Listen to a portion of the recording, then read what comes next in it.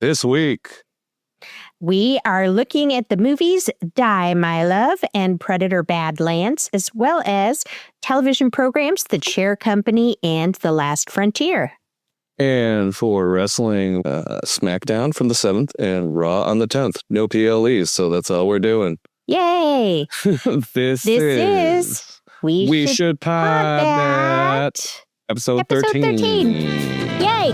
We should watch that with Ashley and Sushi. Feel the vibes, it's a night so lush. Ashley, what do we have for this week? Well, Sushi, we've got some interesting films. Our first one we're going to talk about is Predator Badlands. So Predator Badlands, it really flips the script on the franchise. So instead of humans hunting aliens, it follows Dek, who's played by Demetrius Schuster Kaloa-Matangi.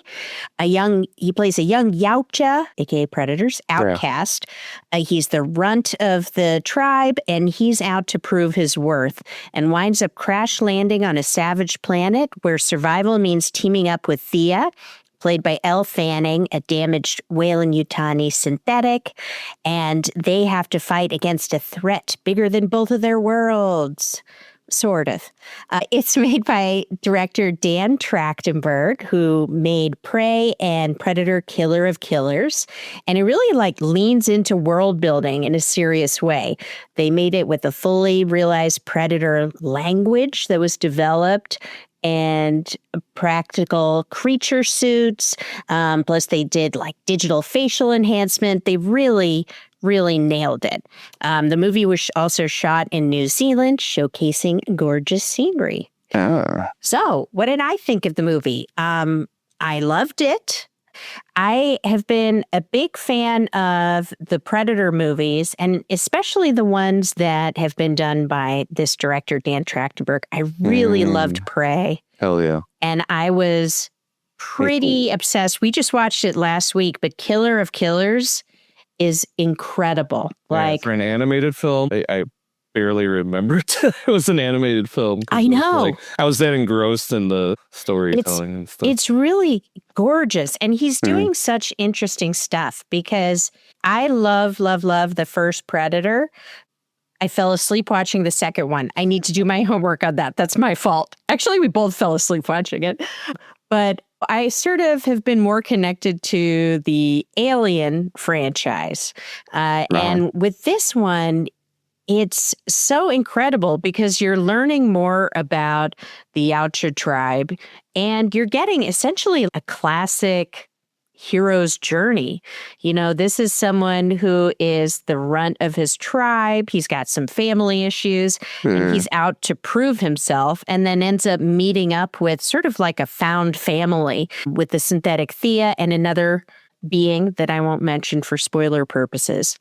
It's a movie that looks fantastic. The tech is really interesting. They've got electric swords things that we've never seen before. We learn interesting things like they have to earn their cloak of invisibility. And we also get to learn about the synthetics, too. I thought all the creature work and the environment they built on the planet was really gorgeous. And the acting was really awesome. Yeah. I've really liked Elle Fanning. I always have. But this is a great role for her. It has more dimensions to it than you might realize at the beginning or even from what the trailer gives away. And she fully embodies things in really interesting ways. I like the themes of it, of learning about yes, predators are strong because they work alone, but also you can be strong when you're part of a group. There's just, I'm going to use my friend Michelle's words. She's like, I ate this movie up. I really did. I loved it. Sush, why don't you tell us a bit about, what you think? Yeah, I honestly felt a bit conflicted about the movie during the lead up to it.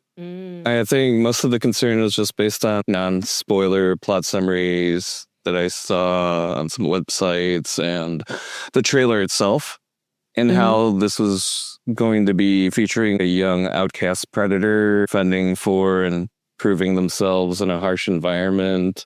Mainly just because this is like a huge contrast from the usual Predator formula, where we have a Yautja on a hunt and typically humans are trying to survive. Like even in Trachtenberg's own previous works in the Predator franchise, it's the same kind of situation. But in this specific instance, I almost feel like it was good for me to be skeptical about the movie. Because what didn't worry me, like I kind of mentioned before, was that Dan Trachtenberg was attached to it. Given how much I enjoyed Prey and the Predator animated film, Killer of Killers, I figured we could at least safely assume that the characters would be given depth and like, the Predator lore would be respected and expanded upon, and we'd likely be in for a movie that spans across a few different genres. But ultimately, at the core of it, I think is usually about like overcoming the odds.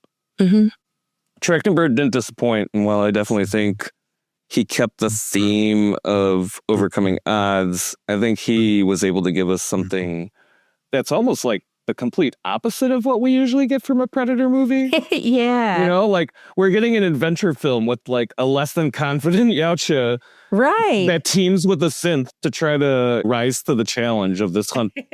I mean, really the only commonalities are like the actual hunt part of it. But like, it's almost like he's on the side that the humans typically have to go. But obviously, you know, he's only one person. But anyway, moving on. The overall feel is really different from what we're used to. That's one of the things that I definitely was pretty ever present, like while I was watching this movie. But I mean, after so many Predator movies where the Yautja are like rarely given any screen time to establish more than a few details about like where they're from, their culture and all that stuff, and really rarely able to convey any sort of unique personality from one to the other. Like the fact that something so different delivered so well almost makes you wonder if this should have been done sooner. Ooh, yeah. Really? Because how many movies have we done? It's almost like they've gotten lucky that they've been as good as they have. You know, for the most part, they've been pretty good regardless of who's been making them. But yeah, overall, I loved all the characters. I can't really talk about many others aside from the main characters, Deck, the Yautja, and the synth that are both in the trailer without spoiling the story. But I can say that there aren't really any characters we're introduced to that I feel like weren't in some way relevant, like the development of the plot or the characters themselves. Yeah. So overall, for entertainment, I gave it a 4.5. And for quality, I gave it a 4.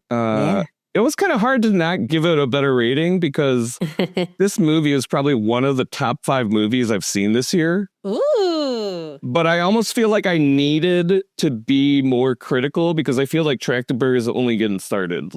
I need to give him some space, right? Because like if the next one's better, like what the hell, you know?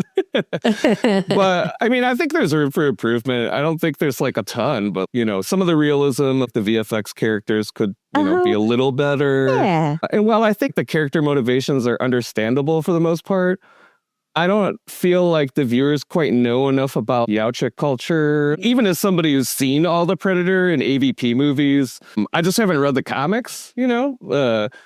Like, I don't know if certain traditions are unique to a tribe or family within them, or really if there's any social norms for Yautja. So some, you know, there are occasions I definitely, was led to like a point of, but why? For some of the things. But yeah, I mean, overall, like I really don't have a lot to complain about. Like seriously, it's in my top 5 for the year. Hell yeah. So for my ratings, for enjoyment, I gave it a 4. And for quality, I gave it also a 4. Nice. I was fully engaged, super psyched, turning to Sush like, yay. So it was excellent. And for quality, again, I just think that it was just firing on all cylinders, you know?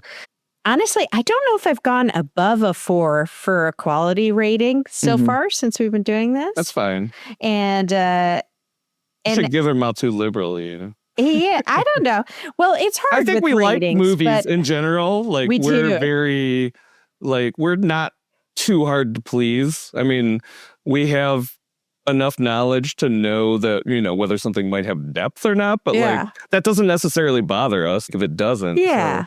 So I think, considering how easy we're to please, I think, we do have a tendency to dial back a little bit on the ones that we feel really good about, but we could still find some things that could I agree. But I loved it. Also, something I forgot to mention, there's some really nice moments of humor and lightness in this, which was excellent. I think just definitely go out and see it. It's fantastic. That gets our Quality Entertainment Award because we both went 4 and above of our ratings for each. Yes, give it the seal of approval. So they get seal of approval. For sure.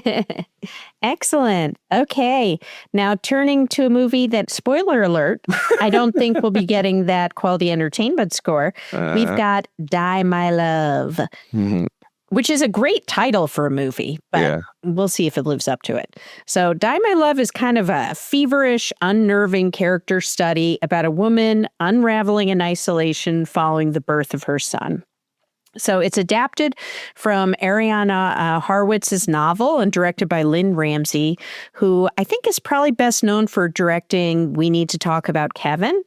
Do you know that movie, Suj? No. So I've never seen it, but I know that it stars Ezra Miller and Tilda Swinton's in it, and he's like a school shooter, I believe, and she's trying to go back and account for how he became who he became. So kind of makes sense given that background that she would go for this kind of topic. She clearly goes for the gut here. One thing that's interesting about it is it was shot in 35 millimeter in a 1.33 frame. So think basically the same dimensions as Zack Snyder's Justice League.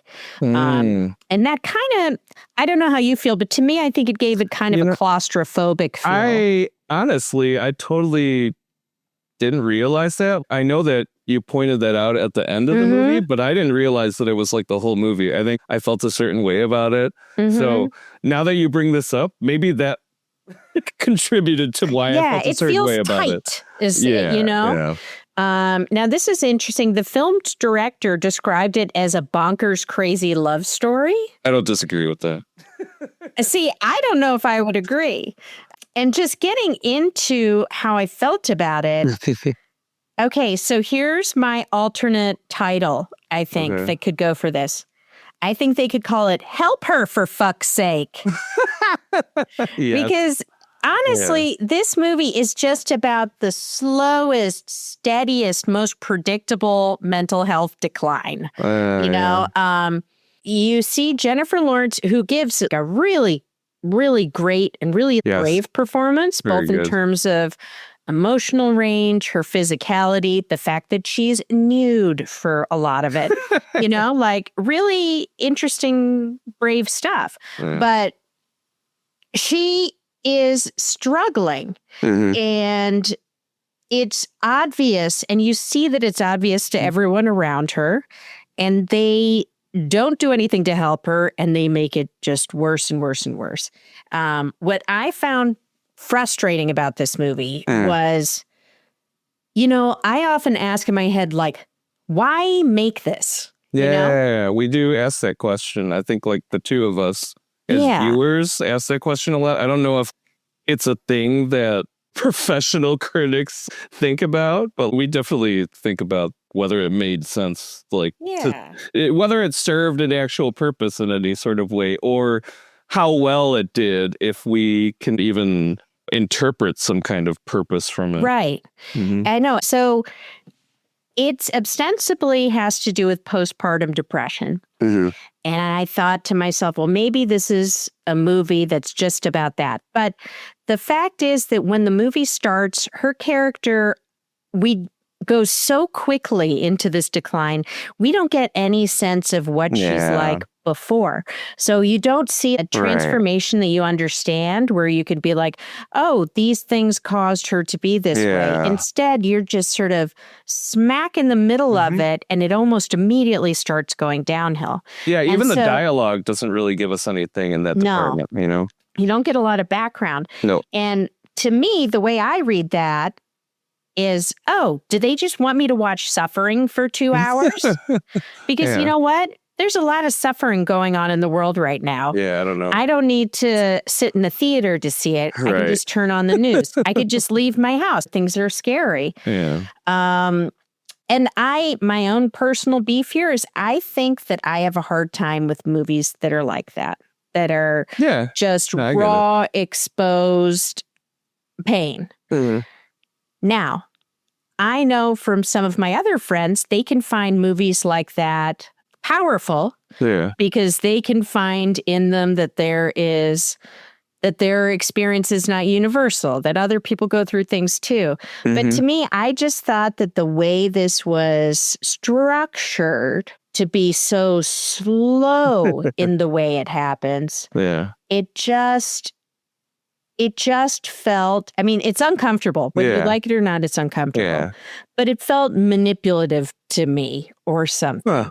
And I also found it hard to watch. I mean, I think all the performances were good. I think Jennifer Lawrence is absolutely the best. You know, Robert Pattinson does a good job, but I think she takes to some of the heightened physical stuff a little bit more. Mm-hmm. But yeah, you know, I did walk away thinking it looked good. You can tell that there's like filmmakers who know their stuff. You can tell that they're making it with a perspective. Everything's intentional. Yeah. But it just was not for me, you know? It was uncomfortable and frustrating. Mm-hmm. That being said, again, I think that I wouldn't have made this movie. I sort of wish I didn't see it in a way, but it was beautifully shot, really beautifully shot, good performances. But I don't like unmitigated, slow, painful experiences. Mm-hmm. What do you think, Sish? I think we definitely agree on the idea of movies kind of needing, well, maybe not necessarily needing to have purpose, but typically a movie will have some kind of purpose, regardless of whether it's one that makes sense or not. But I think what we do a good job on is kind of focusing on whether or not the movie lends to that purpose, regardless of how we feel about it for the most part. Yeah. I think in a way, because I'm looking at my own notes about this movie, and I almost feel like we make excuses for movies like this. You know, I don't think everyone should have the same interpretation of movies like this, because if that were the case, then there would be no point in people critiquing this type of stuff or like putting their opinions out there, because this is very subjective. I'm just going to get into it. Before I even like talk about the movie itself, I just want to say something kind of funny. For as much as I complain about certain trailers being overplayed before movies, I guess this movie is a perfect example of why studios do it, because I honestly had no idea what the hell this movie is going to be about. Like, I actually watched the trailer right before working on my notes, and I realized I hadn't actually seen the trailer, which is kind of wild considering we watched the weekly Rotten Tomatoes trailer compilation and see so many movies at the theater. So, I just thought that was kind of funny. So I guess I should shut up about that stuff now, because this is exactly what happens if I complain too much about it. But anyway, I am a fan of both of our leads. But I dislike the movie too. Yeah. I didn't think it was bad. I just know it isn't my type of movie, because I feel like it's trying to be artsy while doing poorly at conveying whether what's being seen is supposed to be symbolic or metaphorical. Oh, yes. Or actually just what's happening in reality, you know? Mm-hmm. Like, it's fine if the director intended it to feel that way, but I feel like by doing something like that, it's almost like she's only focused on putting effort into what fans of this type of movie already expect. Like, if somebody who actually felt that the themes and subject matter of this movie were important in general for society to be aware of, I just don't know if this is the best way to get others to put themselves in the place of these characters. Like, or even if the director cared about doing that, because there's at least something to dislike about the four main characters. You know, I like the baby. Well, I'm talking about like, But yeah, everyone else is Pattinson, unpleasant. Lawrence, Pattinson's mom, was it? Mm-hmm. Yeah, and then Lakeith Stanfield. Uh-huh. Yeah. Like, I feel like all four of them were unlikable for at least one reason. You know? So, I don't know. Even with that said, I enjoyed the visuals. Mhm. There's a lot of scenes that look great, especially very artistic shots in regard to lighting and color and great physical acting from our leads too. But yeah, for ratings, like enjoyment, I only gave it a 1.5. And for quality, I gave it a 2.5. This is pretty unenjoyable for me, but even disliking the story or directing, I really like both of the leads as actors. Yeah. Quality was higher because, well, the actors are good at their job, and the purely artistic aspect of some of the shots was really appealing, and I can't deny that stuff. Yeah. I even gave it a slight bump because I figured the director really intended to deliver the movie that we got, which I can't argue was successful. So, there's that. Yeah. I think this movie is a perfect example of why we do two separate ratings for movies. Yes. Because I also have a pretty big divide between mine. So for enjoyment, I gave it a 1.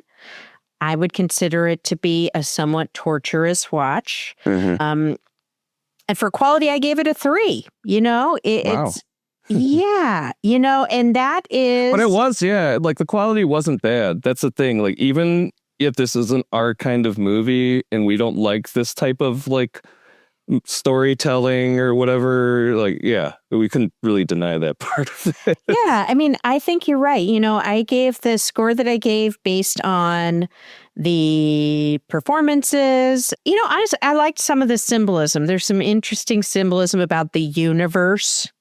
And how people perceive it and how it relates to how they think about their family. I thought that was interesting.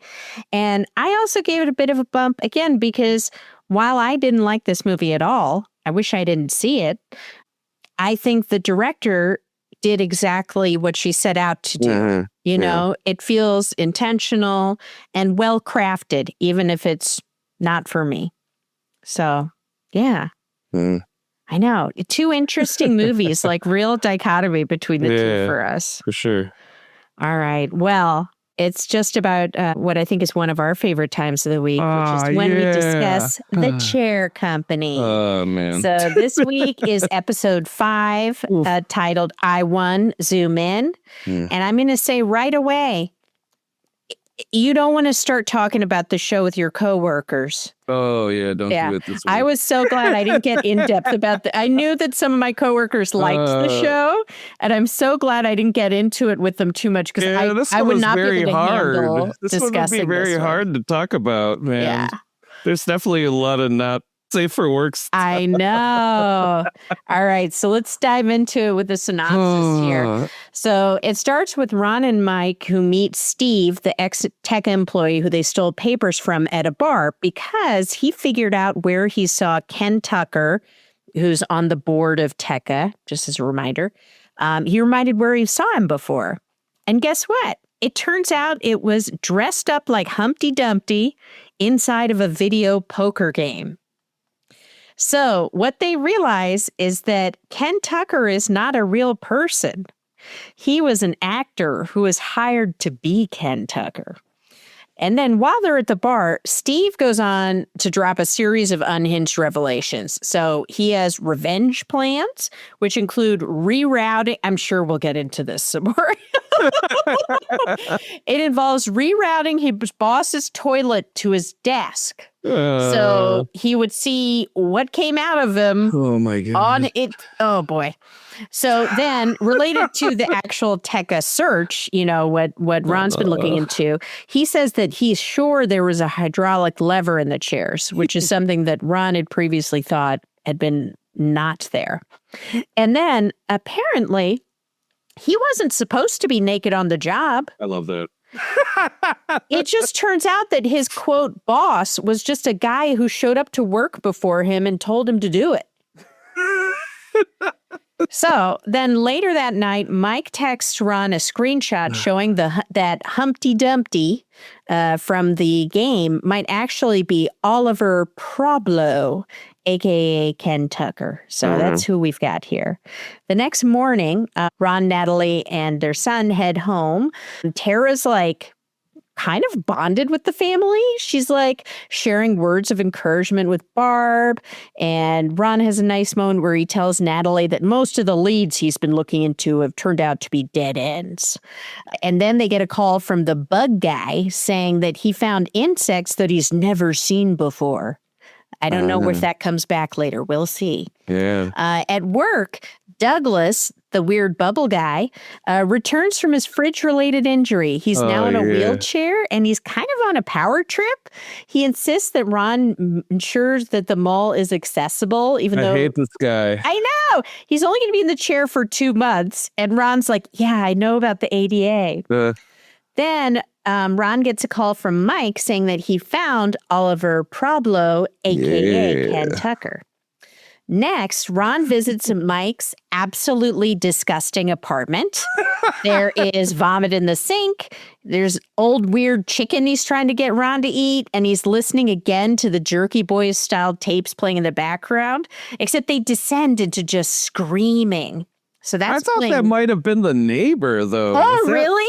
Was that tapes or the neighbor? Oh, damn. Well, he was listening to the tapes when he went in. Okay. We may have to do some research. I think that, I might have to look into that. Oh, my God. That's I was under the impression that, like, the building he lived in was just crazy. Yeah, that could be. I mean, everything's crazy on this show. Right, exactly. So anyway, Mike tells him that he reached out to Oliver pretending to be a fan of his work, found out he's performing that evening. So they go out to see him perform. On the drive, Mike grabs the steering wheel and just shakes it. Oh, man. And just looks at him like really proud, like they just had a bonding moment. It's bizarre. Oh, man. So it turns out that Oliver is just like a really weird guy who says that he used to perform at jails and goes on a whole tangent about that. He also claims that his acting teacher moved into his apartment and won't leave the room she's in.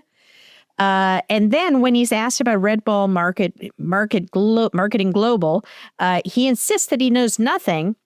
They show him the photo of him with the red ball, and he's like, oh, that was just from a life of the party class I took, where you learn to be the life of the party. And then they took photos, and then I hunted down the woman who took the photos, and that's how I became an actor. Oh, my God. Okay. At the bar, chaos erupts. Ron gets into this feud with a guy with a dent in his head over the guy possibly getting his sleeve in soup. Oliver throws booze at someone, and Ron punches the guy right in his dent. It's nuts. And a stranger recognizes Mike at the bar and says he knows some people who would love to know you're back in town. Ominous. So they flee the bar and follow Oliver to his place to find an email that tied to Red Ball Marketing Global. And then things go like full fever dream. All of a sudden, there's guys climbing telephone poles and banging on his door, and then they start chasing them. And it turns out it's the guy from the Coke bar, because Oliver told them everyone does Coke at this bar. It's a Coke bar. Like, we should know that? Yeah. So Ron runs away, and somehow he winds up in a storage room or something. Yeah. Where he sees a nearly nude man mid-affair. And the man's convinced that his wife hired Ron to follow him, so he makes Ron, quote, pretend to cheat in a staged photo. I guess kind of like for mutually assured destruction type thing. Like, you can't tell my wife because I don't know. I don't know. So the guy takes a photo of Ron, like, awkwardly sort of kissing this mistress. Oh, my God. And the guy goes, excellent. That's cheating. And then he lets Ron go, only for Ron to immediately get clotheslined by one of the bar guys who hits him in the neck with a stolen iPad. So he wakes up in the hospital with a creepy stranger smiling at him. Mike arrives, and when he's told that he can't visit Ron because only family can visit, Ron says, it's okay, he's my family. He's my brother. Yeah. Mike looks like he's a little too honored by this. The doctor warns Ron that after having 2 concussions in a row, one more could cause like permanent damage. He has to be really careful. Anyway, Mike drives him home, confesses that he's trying to be a better father because he's a bad father and was a bad husband. Yeah, okay. And then says he's going to refuse to take Ron's money anymore because this isn't a job. We're family. Okay. So later we see Ron at the mall demolition site. His weird assistant who can't drive gives him a weird look. Weirdness abound. Back at home, Ron gets a text from Mike. It's like, you get home okay? And they go back and forth a bit. And then we cut to Mike alone watching A Christmas Carol, which is interesting because A Christmas Carol has popped up kind of randomly throughout the episode. Yeah.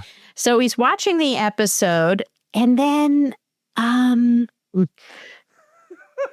ghost of Christmas future gives Ebenezer a blowy. And it is, man. Guys, it's graphic. It's on there, man. It's massive. It's realistic. Her mouth is fully around it. Oof. There's no mistaking what is happening. Yeah, man. And then it ends. So, wow. Yeah. I don't even know what to say about the show. I'm so like, oh my God, I'm reliving it now. Look, Stoosh, why don't you tell me what you think? Well, before I even start going into my notes, I'm just going to say that I try to check occasionally on the ratings for these shows that we do, just to get an idea of like how critics or like the general public feel about this show. And I'm just glad that people appreciate it as much as we do. Oh, yeah. Because that makes me feel good. It makes me feel like there's a lot of weird people out there. But I'm going to start getting into it. Yeah. I'm going to do a new thing where I pick out one quote that gets yelled by someone in each of the episodes. Because for some reason, there just always is. Yeah. So this one is, let's get this greedy fuck.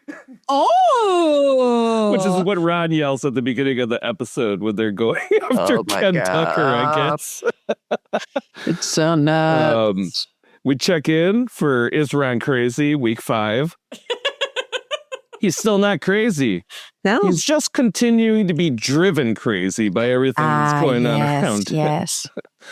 Why does Steven, the guy who used to work in the nude for Tekka, think that people would be disturbed to see a turd because it was, quote, returned back to you instead of just the existence of the turd outside of the toilet bowl? Well, and the way he talks about it, okay, let's get into it's like, it's going to wind up back on his desk. And then he's going to have the timestamp. Time? Yeah. Like, how are you time-stamping his shit? How do you know it's his shit? Oh, also, I failed to mention this. We learned that he had been working on his revenge plan at the old Red Bull Marketing Global headquarters, and then he injured himself and screamed. And it turns out that he was the man who screamed when Ron first went to their office. And was, using the bathroom because of the what was it? It was a deviled egg. It was the bad deviled egg. He pooped and then he was so scared by the... It was the deviled egg. He was so scared that he just put toilet paper as a poop barrier against his underwear. We don't have to replay that. Oh my God. Okay, enough about the poop. But yeah, it'd be really disturbing for it to be returned with the date and the time that it was created. Yeah. But I honestly don't know if I'd need it to go that far before I considered it as being fucked up. Like, what, dude?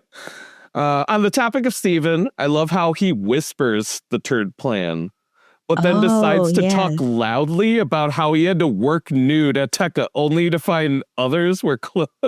Yeah, he was pissed when he saw clothed guys. Oh my God. Let's see what else. Mike Santini's number one weakness is definitely gorgeous women. Oh yeah, he's constantly getting distracted. Gorgeous, and apparently things being too calm, since during a moment of silence, he just decides to mess with Ron's steering wheel while he's driving. Yeah. Well, this is random. Did we ever revisit the bug that crawled into Ron's phone? Shit, no. Like, is that ever going to come back into play? I almost don't know. feel like maybe it has something to do with everything crazy that's been going on. I kind of want to make a bingo board with just random things. Yeah, for the show. And see how many we hit for this show. I feel like there's so many bizarre things that happen. I definitely have to touch on this moment that Ron and Mike have in the car where Mike is talking about gray beef. Oh, like Arby's? Yeah, that was what I was going to say. I was like, if gray beef is a thing for Santini, like that might explain why he's kind of messed up, you know? That is Arby's. Like, you can't eat the beef at Arby's. The chicken is fine. Stay away from the gray beef, man.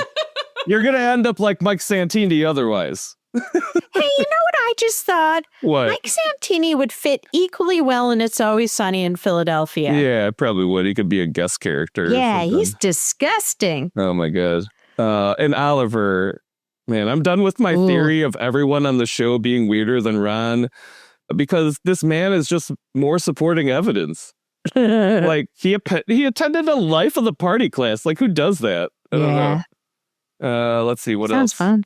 Oh, I hate the soup guy with the dent in his head. Oh, yeah, he's miserable. Like, it's my worst nightmare to have soup on my sleeve because I love soup, you know?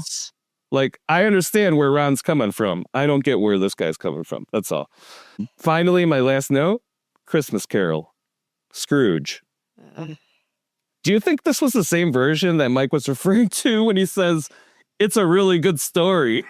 I know when it he was is. chatting with Oliver? Yeah. Oh, my God. All I know is I'm probably avoiding references to Christmas Carol and Scrooge as much as I can around people who I want to continue to have a good opinion of me. Oh, it's going to be miserable at the holidays. I know. It's going to be so hard. We're going to be just dying every time we see Scrooge. Damn. Yeah. Wow. But that was great. I mean, as always. I mean, I honestly, I don't know what to say, but I just want to, I don't want to say I want to live in this world because I don't. Yeah. But I don't mind visiting it once a week. I could watch this forever. Exactly, yeah. I really could. And I don't even need to know what the fuck's going on because it's just, the characters are so insane. It's just like, wow, someone's brain thought of that, you know? Yeah, I know. It's so novel to me every week. So I'm, as always, looking forward to next week's episode, see what's going to happen. Too. Oh, man. All right. Well, we're moving on to an episode that does not have Ebenezer Scrooge. So don't worry. Or fortunately, depending on how you more safe for work.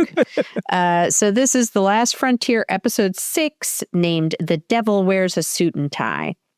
So the episode starts just in chaos. Power has failed across Alaska. Havelock's rigging electricity with jumper cables, kind of like a DIY prepper for where he is. Meanwhile, an ambulance stops to help at a crash site, but surprise, it's one of the escaped inmates. The inmate sedates the medics and hauls a hostage into a storage unit where there's already another man tied up. And, you know, things are looking bleak. Then we cut to the bar where Frank's team was mourning Donnie and they're assessing the crisis. So there's still 6 convicts on the loose and an inversion creating toxic smog from wood-burning fires.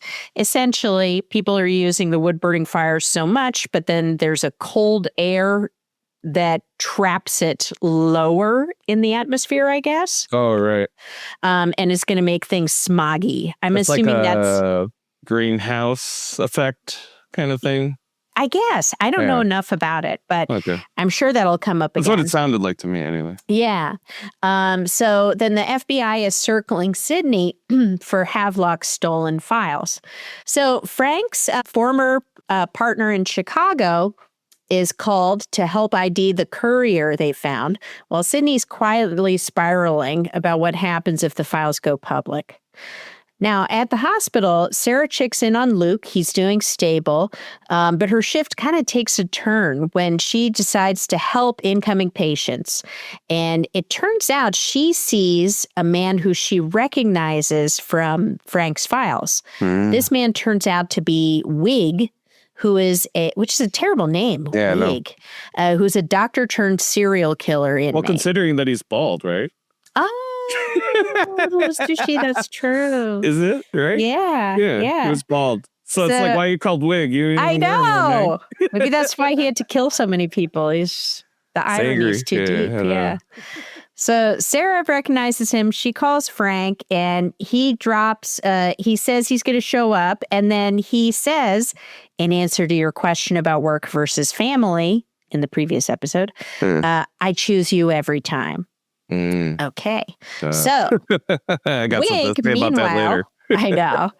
Meanwhile, Wig takes another nurse hostage, but Sarah helps subdue him just as Frank arrives and knocks him out with a bedpan, which is awesome. Yeah. Once conscious, Wig reveals that the pilot is still alive.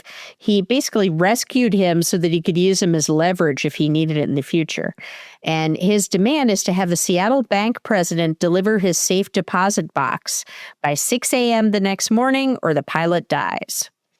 So the team sort of debates the ethics of negotiating with a murderer, and Sydney argues that they should do whatever it takes to save the pilot.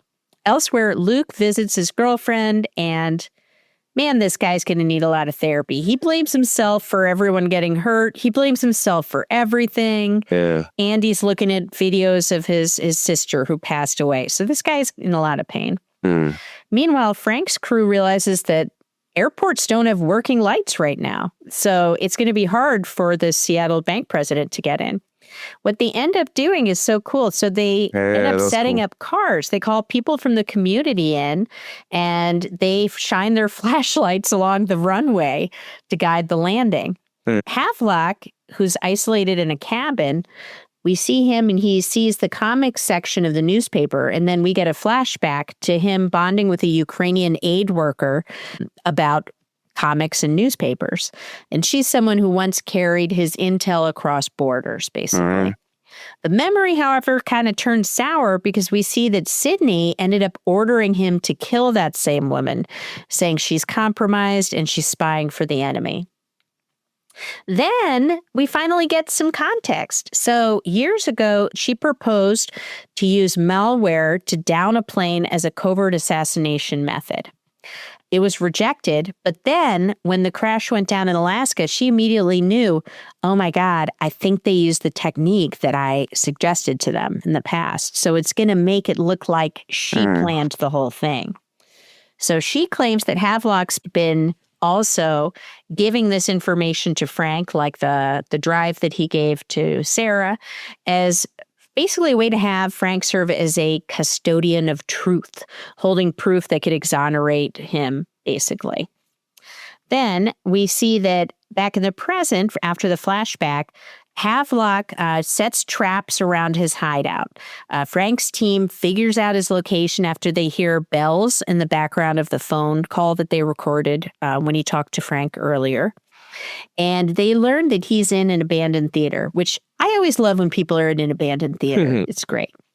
So at the same time, Frank captures the courier who basically claims all this cryptic spy stuff, which seems to imply CIA involvement without saying it directly. Then at the airstrip, Wig meets the bank president that he demanded to come. She reveals that he killed her son, and she shoots him on the spot. I don't know why the hell he wanted them. He's just the box just had photos of his victims. Anyway, the pilot and the kidnapped EMT are then rescued. In his cabin, Havelock listens to the courier's interrogation, so he must have places wired, and he learns that he's officially been burned. Later, Frank and Sydney debrief the pilot at the hospital, who confirms their suspicions. The plane was hacked mid-flight. And it turns out it was Havelock, not the official crew, who disabled the malware and saved everyone on board. The guy tells them he's the only reason we survived. And that sort of reshapes everything we thought we knew about him.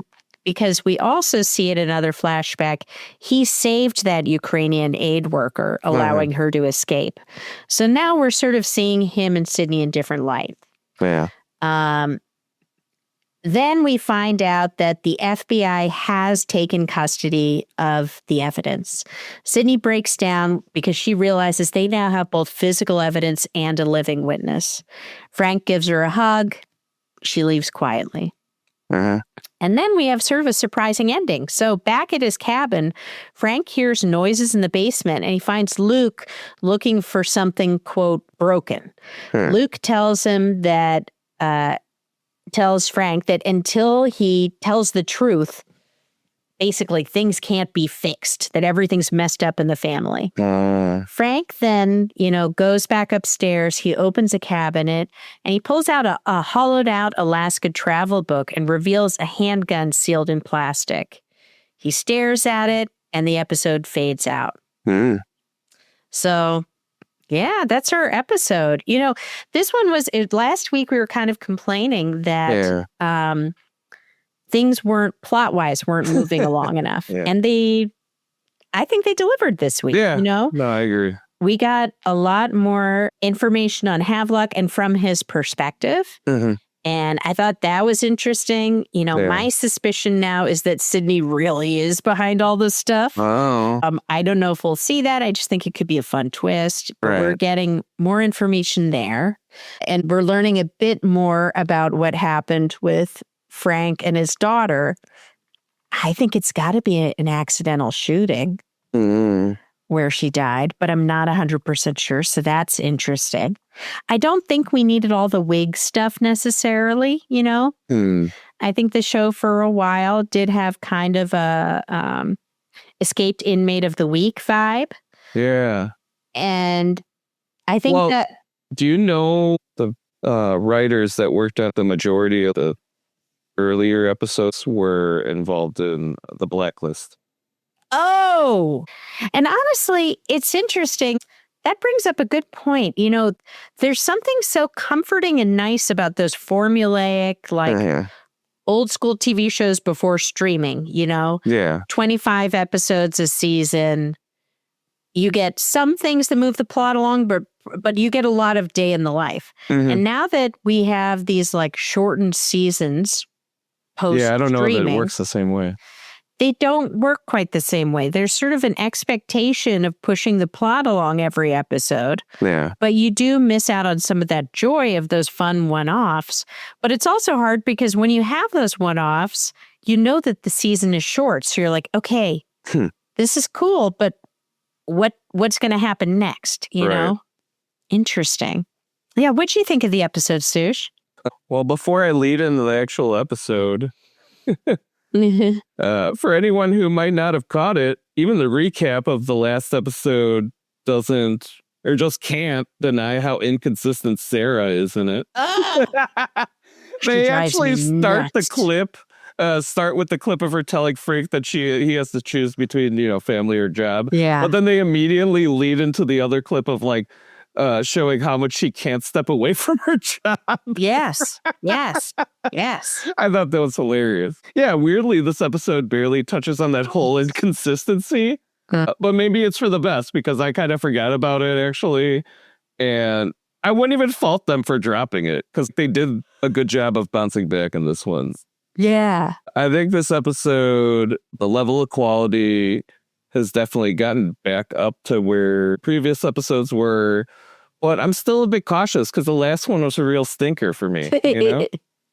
The featured inmate of this episode, Dr. Wig, was a fun character. I got some chuckles. Yeah, I mean, he was definitely a dick, so I pretty much did feel bad for his death in this episode. Yeah. And I'm sure the bank president did regret it either. I mean, sure, she's probably going to have to spend the rest of her life in prison, but whatever. Worth it. Yeah, no. I do appreciate not only getting some backstory through flashbacks about Sydney and Havelock, but I also like what you brought up when we were watching this. I don't know if I completely agree that she's behind everything, but I definitely think that we need to start questioning whether or not she's the victim in this scenario. Yeah. I don't think I'm grouping that feeling with any of my feelings of frustration over other secrets not getting revealed soon enough, because I feel like this specifically is more of a question about what an individual viewer feels about the characters, based on what we're shown about their personality. I think the reason I feel that way behind that, because if the intent was for us to share the same feeling about these characters, like for all the viewers to feel the same, I don't think they would have just had Sydney come out and volunteer the information that the malware assassination method was her idea. Yeah, true. You know, true. like I think she would have been more cautious about revealing, but I think she knows that she's in a rough place. She's made mistakes and she's trying to at least be forthcoming with this stuff. So regardless of like how culpable she is for what this has ended up being, she at least won't be held responsible for, you know, doing something illegal, I guess. Yeah. And then I think the only other thing that I really noted from this episode was that we still don't know much about Frank's dead daughter. Yeah. Like we know now that she's probably younger than Luke based on like the video that he's looking at. You know, Luke feels some degree of responsibility for her death for some reason, and that a gun was likely involved since Frank looks at, you know, the gun in the evidence bag after Luke yells at him for something he was trying to find, which I'm assuming was that gun. Yeah. This being dragged out is probably now my least favorite aspect of the show, but you know, other than that, I think the rest of it was fine this time. Yeah, and also with the revelations about Sydney, it does make me think about how with Frank, we've never seen him as anything but like a good guy who loves his community. True. And I would not be at all surprised if next week's episode we get to see the negative stuff about him and learn more about the daughter. If we don't, I will riot.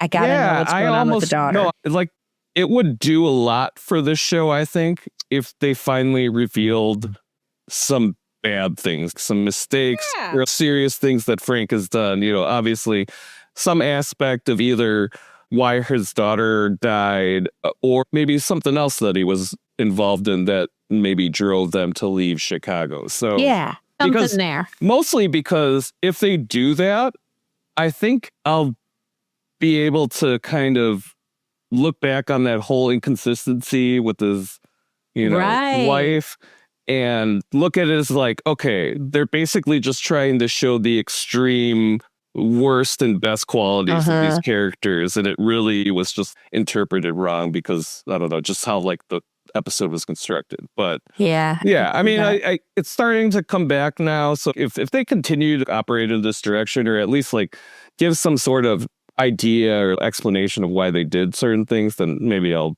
be okay with it. Yeah.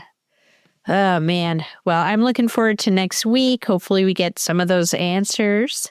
And so finally, let's talk about what we're going to watch this week. So my number one pick, I am so friggin' excited, is The Running Man. I have been losing my mind about this movie. The original is so good, and Glenn Powell is so fun. The music's great. Guys, they include one of my favorite Sly and the Family Stone songs in the trailer. So I'm really looking forward to this. Then other movies, well, I put on here Muzzle, City of Wolves. Oh, yeah. Aaron Eckhart. Yeah. So we've been on a big Aaron Eckhart kick. We just watched I, Frankenstein in 3D. And apparently this is the trailer to Muzzle, which is, I think, just like... what's that movie with Tom Hanks where he has a dog? Turner and Hooch? Yes. I think it's basically... But with attack dog instead of Hooch? Yes. Edgy Turner and Hooch. So there's that. Okay. And then I also put on the list, I don't know if we're going to get to see it, but I am intrigued by the Nuremberg movie, but also it could be a good watch with my parents movie.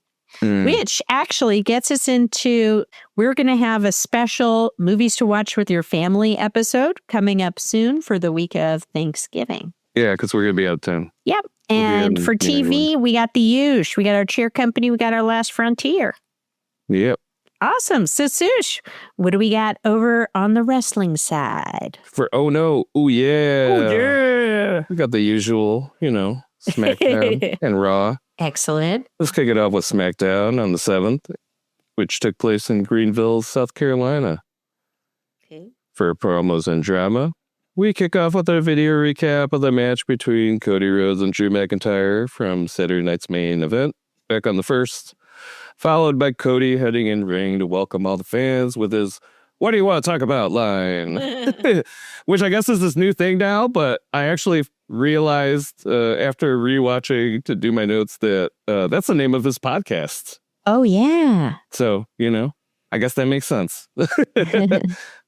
He gives some brief thoughts about Drew in regard to the match and basically admits he's very capable, but also tends to get in the, path of his own success. He follows up saying that he'd like to join the crowd as a spectator for SmackDown to figure out who will be his next challenger for his title. Pretty much the moment Cody walks out of the ring, the arena goes dark and we see Aleister Black enter with Zelina. Now apparently she's only going by Zelina instead of Zelina Vega, whatever. Black says he's looking for something to do to follow up setting Damian Priest on fire. Oh. Cody obviously interprets this as a challenge, so he takes his tie off and looks ready to go toe-to-toe with him. But before he has a chance, Zelina steps in front of him, telling him it's too bad his nightmare begins now, and slaps Cody. Nick Aldis, the most opportunistic GM in WWE, oh, yeah. enters and just confirms the match between Cody and Black for the main event, because this is just what he does now. He finds people who are already wanting to fight and just okays matches, which I consistently find a hilarious contrast to Adam Pearce's almost reluctance to do the same most of the time when talents fight on Raw. So, yeah, it's just kind of a funny note there. While I, like Cody, want to move on from this conflict, the fact that he makes this kind of statement, given WWE's history, we're likely not moving on from this completely. I mean, we basically had the same situation happen between The Miz and Carmelo Hayes weeks ago, and we're still not done with that whole ordeal. At best, I think we'll get a temporary diversion with Black, but return to Cody versus Drew once Highlander's done filming. Oh, Highlander. God, I can't wait. Yeah. We get a backstage segment with Nick Aldis where he first meets with Sami Zayn, then R-Truth in what feels like an unfortunate spot to basically keep these guys warm while they wait on their next opportunities to actually be in a match again. Later on, we get an announcement for the first round matches on SmackDown for the Last Time Is Now tournament, which will take place on next week's show. Those matches are LA Knight versus a mystery challenger. I think the rumors, the biggest ones that I've been seeing, have been for Matt Cardona and Joe Hendry. Ooh. So, yeah. The other one is Jey Uso versus The Miz. So that'll be next week. I'm not sure why we keep having Sammy on, or why Aldis just doesn't send him the fuck home if he's not medically cleared. It seems to always want to help others, fend off the MFTs. Whatever, man. And what are we doing with R-Truth now? Just making him look like a complete dumbass? You have him cracking awful jokes about handing Aldis his balls because, there are these plastic balls with wrestlers' names in them being used for a random selection for the matches for the Cena tournament. Nick Aldis feels the same since he doesn't understand why R-Truth is so apparently frustrated, even though he's told that he was already part of the tournament. And we even have Corey Graves continuing the whole balls bit? Guys, just stop, please. We get a video recap of Jade Cargill winning the WWE Women's Championship from Tiffany Stratton from Saturday night's main event, followed by Jade entering the ring to cut a promo with China tribute gear on. The leather get-up with all the spikes on the top. It's cool. It's a very Jade promo. It's short, to the point, stating, "I'm that bitch," which really does just set up her whole vibe. Yeah, it did. Guys, you don't get how happy I am that WWE is finally utilizing Jade Cargill how they should have been all along. She's just a scary muscle mommy that makes short work of pretty much all the competition in the women's division. Oh my God, yes. So that's all she needs to be. I appreciate how WWE has also made Jade's character a champion that's willing to fight anyone, anytime, too. She has some words for Charlotte as they meet each other when her and Alexa are heading into the ring for their match. Charlotte almost goes after Jade before Alexa's able to talk her out of it and get her refocused on the match.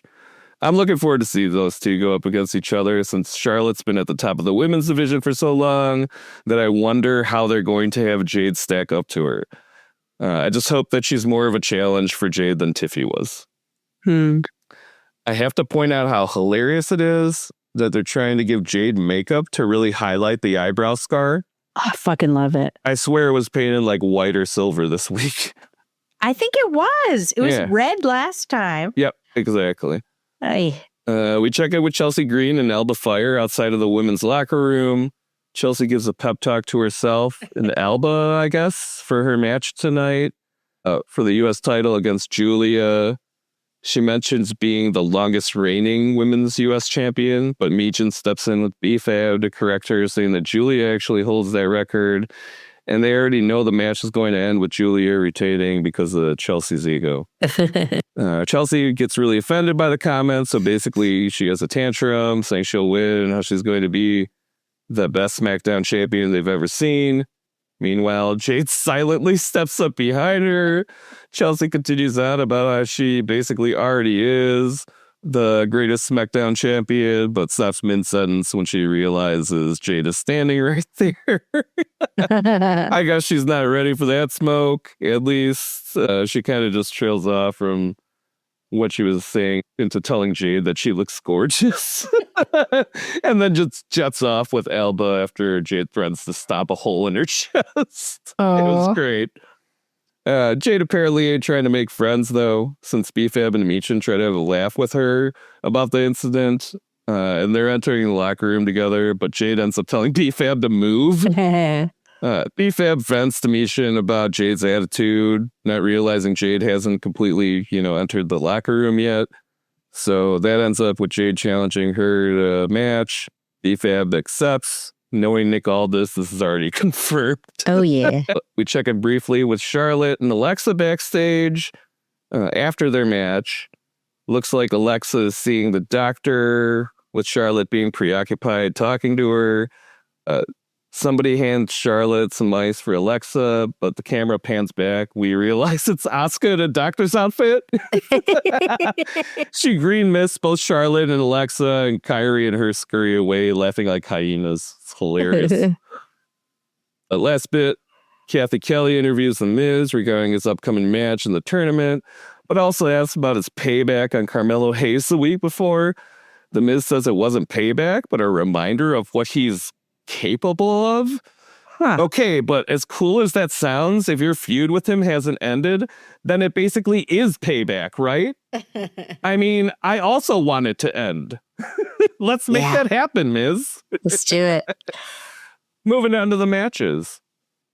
We got the U.S. Championship Open Challenge. Ilya Dragunov goes up against Johnny Gargano. That wasn't the plan to start off with. Dragunov really settling into that role of being a fighting champion, gets on the mic, welcomes challengers to his title, saying their pain shall entertain you to the WWE Universe. Ciampa comes out because, he wanted the match last week, but he comes out criticizing Dragunov for refusing to let him challenge last week, and also calling him a jackass, which I think is hilarious. For a moment, it looks like Dragunov seems to accept what Ciampa has to say, but then decides he'd rather challenge Johnny Gargano. Hey. I thought this was an open challenge, so I almost would have sided with Ciampa on principle, but unfortunately I have to say that it's way more entertaining seeing him pissed off. Almost a bit reluctantly encouraging Gargano to get the U.S. title, too. Gargano starts off strong, possibly due to Dragunov starting off with a distraction from Ciampa before he heads backstage, and even seems to have the upper hand for most of the early half of the match. Eventually, Dragunov manages to catch Gargano with a senton off the top rope, but the ref is distracting tendon to Gargano as Dragunov is trying to capitalize on the moment. This gives Candice LeRae an opening to interfere and give a momentary advantage to Gargano. He tries but can't close the deal, and Dragunov eventually manages to counter him with a superplex and an H-bomb for the win. Mm. Later on backstage, we see DIY hanging out while Gargano, recovering from his match, is apologizing to Ciampa for losing. They get interrupted by Fraxium. Nathan Frazier mocks Ciampa for being denied a U.S. title opportunity for the second week in a row before Axiom concludes that he guesses that's how it goes for jackasses. Oh. And the two of them just like walk off laughing at Ciampa and DIY's misfortune. I guess it's only fair given that Ciampa tried to butt ahead of Frazier for last week's Open Challenge. So yeah, that was funny. Next, we got Nia Jax versus Charlotte Flair. Look, I understand the optics of a guy judging a woman's match based on appearances, but this match was already a bit distracting early on without any occurrences of wardrobe malfunctions. Because I feel like both Nia and Charlotte's hair were especially voluminous throughout the match. Oh, yes. It was just a bit difficult to see the maneuvers, holds, strikes, anything basically from like the midsection or above was kind of hard because there's a lot of hair flying around. Yeah, they have super long hair. They were going at it. Charlotte does, yeah. But Nia basically has the upper hand for most of the match. Eventually, Charlotte does manage to push back and gain an advantage. Unfortunately, this coincides with the cameras cutting to black multiple times. Oh, yeah. I don't think there's any mistaking this was due to a wardrobe malfunction because we clearly see Charlotte pulling her top up a few times like after they cut back throughout the match. I heard this isn't the first time that Charlotte's had to deal with this, so I gotta assume there might be a problem with whoever deals with her ring gear. I know Ashley had a point that this may be not down to like the person if Charlotte's trying to provide input on like how her ring gear should look. It's hard to say. I mean, for the women, so context, I used to be a bra fitter for many years, and it's difficult to get bras to fit right, for tops to fit right without them moving if they want to have it loose enough. I don't know. Well, yeah, anyway, I was just saying that because even her tights are kind of sloppy. Like, they don't have them lined up properly with her trunks or whatever. It was just weird. Like, I don't know if maybe they're just having an issue with her gear or something. Because it not only didn't work right for her, obviously, but, like, it didn't look right either. It just looked kind of sloppy. But while this is going on, the camera cuts over to Alexa outside the ring, who gets into an altercation with Lash Legend, who's usually on an NXT. She's watching ringside and picks up and chokes Alexa while swinging her around. Charlotte's distracted by that, ends up getting an Annihilator from Nia Jax for the win, so Nia wins that one. Lash celebrates Nia's win with her, potentially setting up a tag team match between them and Alexa for the future. I don't know. We follow this matchup later on with a backstage interview with Kathy Kelly that basically just serves to introduce Lash to SmackDown for people who don't know her. Just like a interesting note, I spotted a green shirt guy during this match somewhere. It's like on the left side of the ring if you're facing the announce table. That was kind of fun. If you know green shirt guy. Next, we move on to the Women's U.S. Championship match. Julia defending against Chelsea Green. I went into this match hoping for Chelsea to get the U.S. title back, and I'm happy to report it finally happened. Yay! Also, I find it amusing, since winning the AAA Mixed Tag Team title, that Chelsea has been speaking really poor Spanish and wearing outfits with the colors of the Mexican flag. Or is it just Christmas themed? I don't know. I wouldn't be surprised seeing how early Christmas is happening this year, even around like here.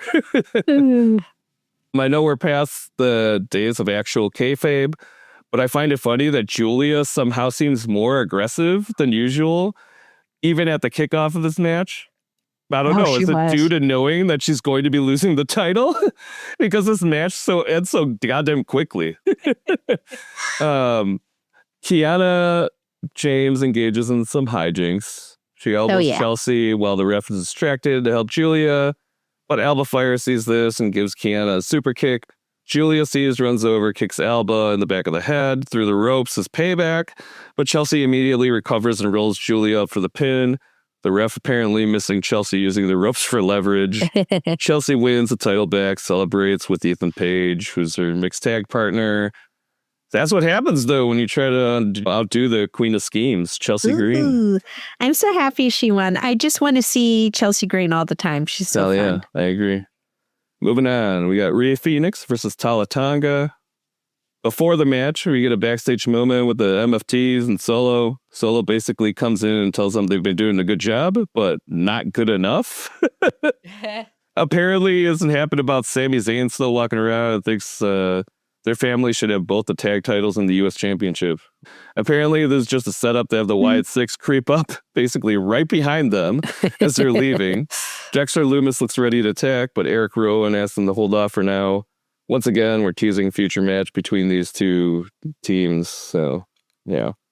I just want to take a moment to say I feel like WWE still hasn't really hashed out how to promote the MFTs.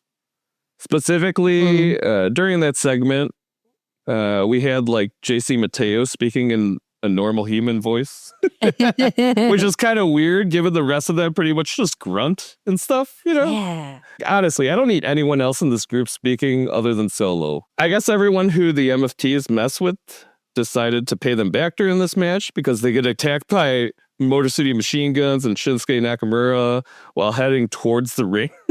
This definitely helps to make the start of the match more fair, given that it kind of allows Phoenix to isolate Tala Tonga when they start the match. Phoenix starts out fast and strong against Tala, but eventually Tala is able to slow him and the pace of the match down to maintain a solid advantage over Phoenix for pretty much the remainder of the match. Phoenix attempts to fight back several times, but none of them seem to be enough to stop Tala. Eventually, he tries to give Tala a Hurricane Rana, but it ends up getting countered, and Phoenix ends up getting powerbombed and chokeslammed, losing the match. Post-win, Solo motions to Tala to pick Phoenix up so he can execute a Samoan spike. Fortunately for Phoenix, Sami Zayn's music hits, and he runs out with a chair to help, resulting in Solo and Tala leaving the ring. Yeah.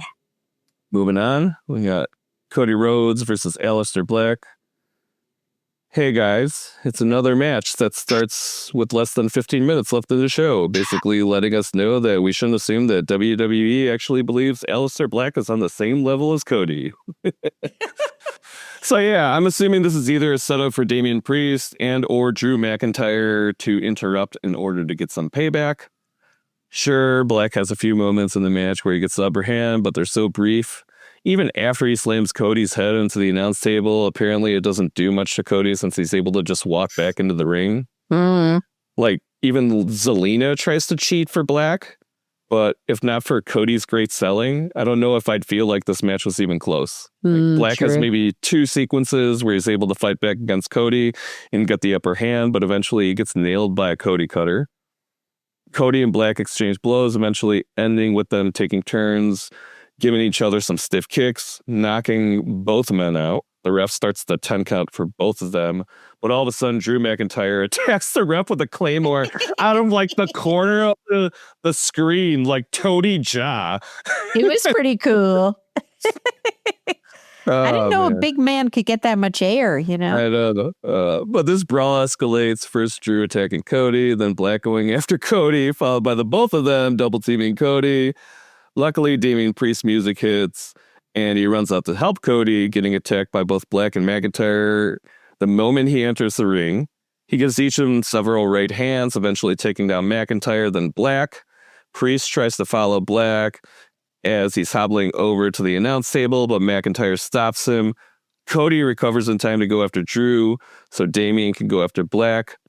Priest manages to get his hands on Black, but soon after, Zelina attacks Damian, who just kind of brushes her off.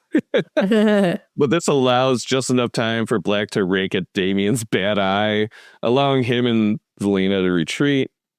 Meanwhile, in the ring, we see Cody execute a Cody cutter on Drew, then Drew retreating. As Drew's heading up the ramp, Nick Aldis appears, and kayfabe suspends Drew McIntyre for his interference.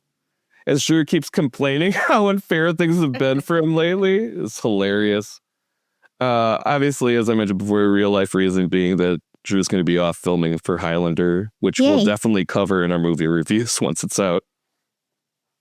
All right, so that's SmackDown. We're moving on to Raw that happened on the 10th in Boston. Yay! Promos and drama. We kick off the show with John Cena greeting his hometown crowd. or should I say Triple H wastes like 5 minutes of the show introducing Cena, while also making what feels like a thinly veiled attempt to throw shade at critics, then rounding back to say that everyone loves Cena. Yeah. Okay. Anyway, Cena reveals that aside from his last match before retiring, being on Saturday night's main event, he's also made sure that the event's going to be leveraged to showcase the brightest NXT has to offer. I think that's awesome considering how much more exciting NXT has been lately, even arguably more exciting than SmackDown. Yeah. Dom interrupts him. If anyone can piss off Cena at the wrong place at the wrong time, it's definitely him. And choosing Boston to be the place that this happens is the perfect place, since Triple H is there. When Dom claims that anytime, any place, any era, he would have whooped Cena's ass, Triple H sees it as the perfect opportunity to have him defend his Intercontinental title and calls the match immediately. I mean, we pretty much knew this would happen if WWE felt any obligation to have Cena retire as a Grand Slam champion, since he's never held that title. So, that's what we're getting. Moving on to the next item, we get a fun moment with Adam Pearce being the best GM ever. He shares a humorous moment with AJ Styles and Dragon Lee, where he asks if they have a tag team name yet. Dragon offers a pretty long-winded one in Spanish, but I think Styles thinks it needs some workshopping, so they head off to presumably work on that. Pierce then runs into Maxine Dupree. He asks about the training, if she's ready for Becky. Maxine actually says yes and no, but then clarifies that ready isn't a feeling, it's a choice, apparently. Okay. And as Pierce set the match between her and Becky for next week, which will be at Madison Square Garden. It's pretty big, yeah. Unfortunately for her, Becky happened to overhear and assaults her immediately after Pierce leaves, saying that she doesn't stand a chance. We get a promo from CM Punk. He comes out to the ring, pissed off about the previous week's events, leading him to calling Logan Paul out to the ring. Paul comes out and cuts a weird promo, basically reasoning that he's been punched in the face by Floyd Mayweather and getting tsunamied by Bronson Reed was somehow worse than that. So that's why he helped the Vision? Don't look for logic from Logan Paul. Hi, creative. It's Sushi again. Can we at least try to acknowledge in this post-Unreal era that this might be a really dumb statement to make? Thank you.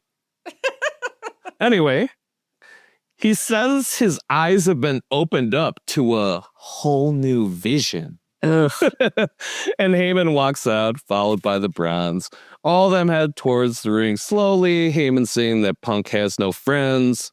But we see that isn't the case, because Jay appears in the ring, followed by Cody's music hitting, and then him running in to help. They all get into a scuffle. Punk, Cody, and Jay forces the Vision out of the ring. Hilariously, Wade Barrett says to keep a close eye on these guys going forward, because obviously that leads to something else later on in the night. We'll get to last piece of promos and drama stuff is the next round of the Raw first round matches for the Last Time Is Now tournament were announced. They will be Javon Evans versus Gunther. Yes. That'll be an interesting match given this is Gunther's return, and these guys are obviously, very different wrestlers. So. Oh my God. I'm really looking forward to it. Yeah, me too. And then we get Solo Sikoa versus mystery opponent. I'm assuming and hoping that this is either Jacob Fatu or Roman in that order.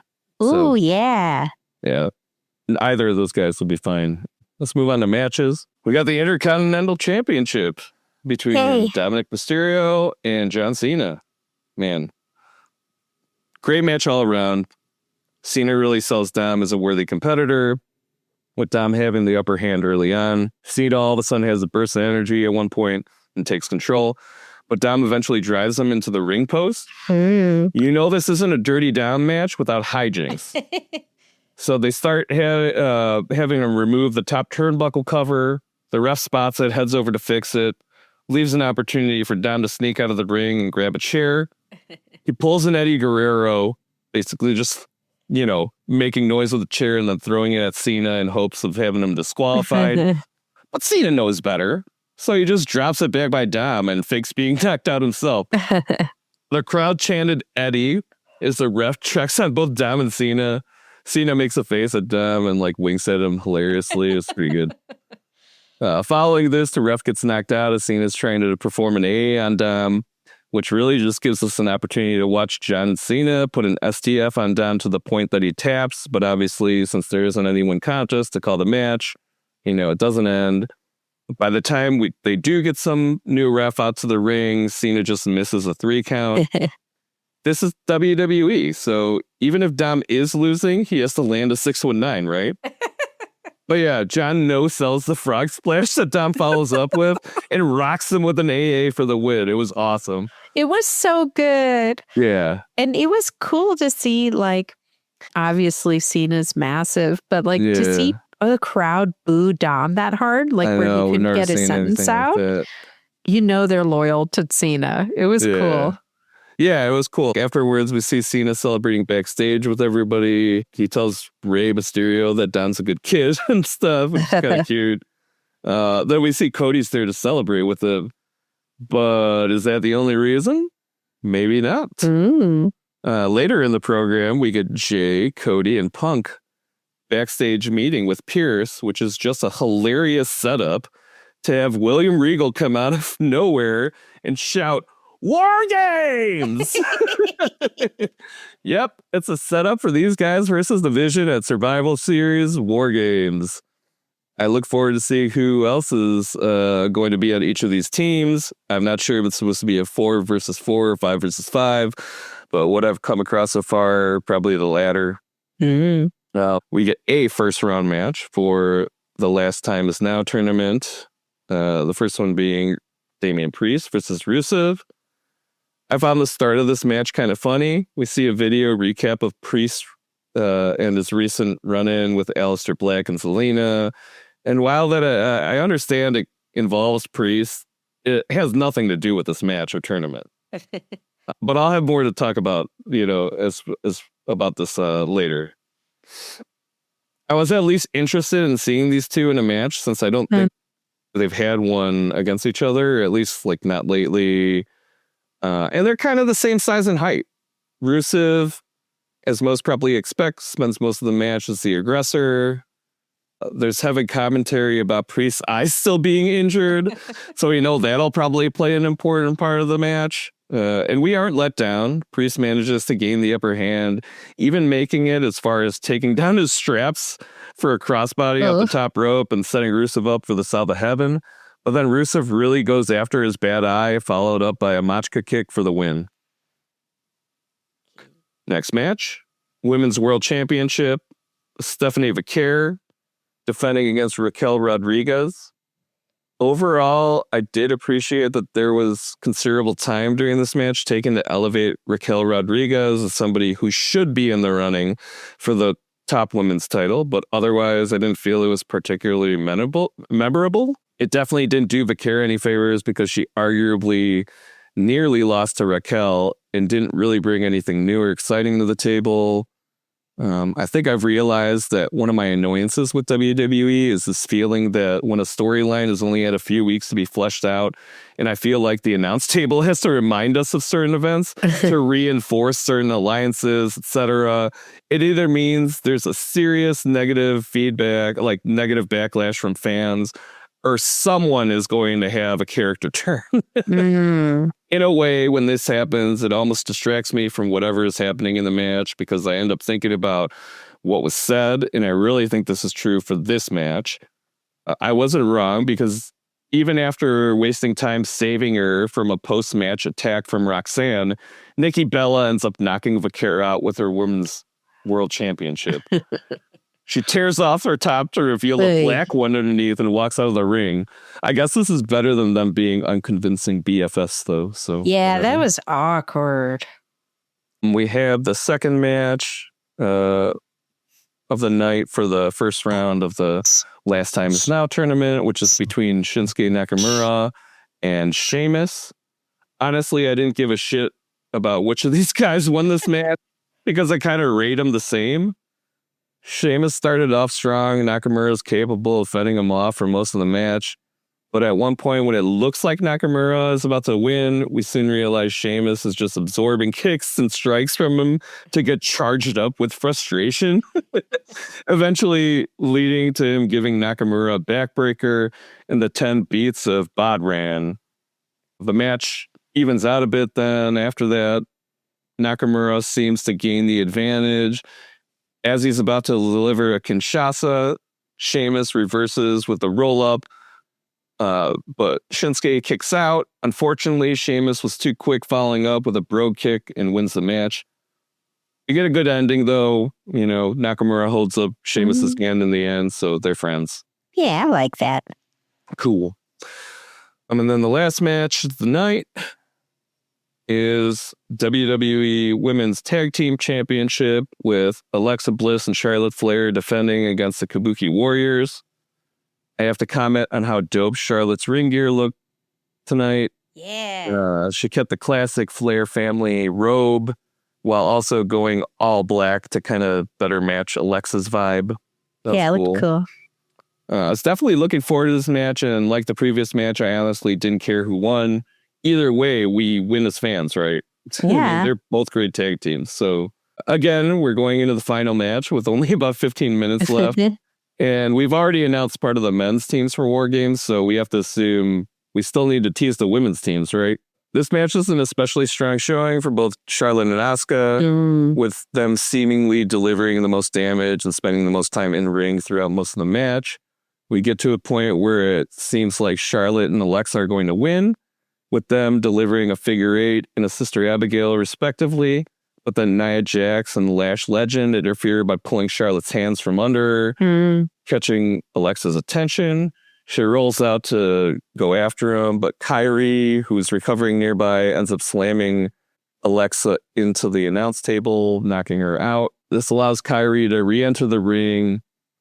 Her and Asuka double team Charlotte. Asuka holds her down so Kyrie can deliver an insane elbow for the win. Charlotte and Alexa are definitely in a bad spot, even after the Kabuki Warriors win, since Nia and Lash enter the ring and deliver a beatdown with them, but not before the Kabuki Warriors join in. We then get Io Sky's music, hitting with her running out to help. Yeah. But even that doesn't seem to be enough after Nia and Lash overpower her. No worries, though, since Rhea Ripley's music hits next, and she also runs out to help. And there we have it, party people. Charlotte, Alexa, Rio, and Io versus the Kabuki Warriors, Nia, and Lash. Like the guys, we'll see if anyone else gets added in the weeks leading up to the match. But other than that, that does it for Raw. All right. It was a good Raw. Yeah, it was. Like, night and day difference between these two shows. Really big difference. So upcoming, only makes sense to lead into mentioning Survivor Series War Games, which is going to be coming up on Saturday, the 29th. I do want to note, because it's kind of funny, I'm not sure if this was intentional or not, but it was interesting to see that AEW basically has their version of War Games this week, which is Blood and Guts, during, Wednesday's Dynamite. We'll actually get their next pay-per-view before War Games, though, which will actually be Full Gear on Saturday, the 22nd for AEW. So that's what we got to look forward to for wrestling. Awesome. Wow, we had so much this week. And a real range. Actually, with movies and with wrestling, we had one good and one bad. For sure. Yeah. Well, thank you, everyone, for listening. We're so appreciative if you took the time out of your day to listen to us. We would love it if you're comfortable to do so. If you'd subscribe, give us a rating and a review. You can follow us on TikTok, Instagram, and Facebook as We Should Watch That. So thank you, everyone. Have a great week, and we'll see you next Friday. All right, guys, take it easy. Bye. Bye. Laughter in the air, friendships touch. Movies and delights, we'll share so much. Let's enjoy this side.